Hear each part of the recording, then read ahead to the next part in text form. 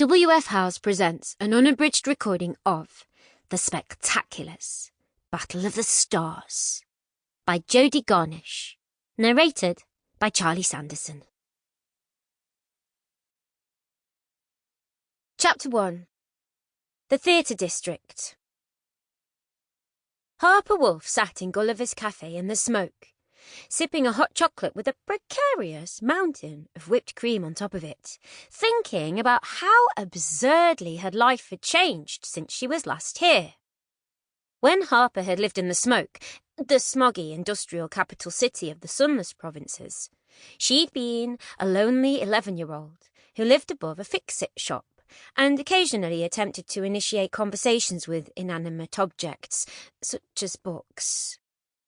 She'd had very few memories of the first 6 years of her life, and certainly had no idea of who she really was. That had all changed 2 years ago, when 3 figures turned up outside Harper's house in a flying canoe. Her previously forgotten childhood best friend, Trick Torres, along with his uncle Fletcher and Helger, a grumpy kobold, a small, squat creature who could shapeshift into various household items, had informed Harper that she was a spectacular, a magical performer with special powers from the stars. She'd left the smoke with them and started an apprenticeship at the Wondria, their travelling theatre. She was now going into her 3rd year. Along the way, Harper had learned to conjure fire through song, levitate herself with a dance, and build magical sets that changed and grew as the performance went on. She'd also faced more dangers than she'd ever felt possible, but she didn't want to think about that right now. Not when there was hot chocolate to be enjoyed.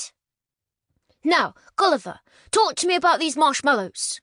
A voice floated towards her from the counter. "How big are we talking? Pink or white? What's their structural integrity like? Give it to me in layman's terms."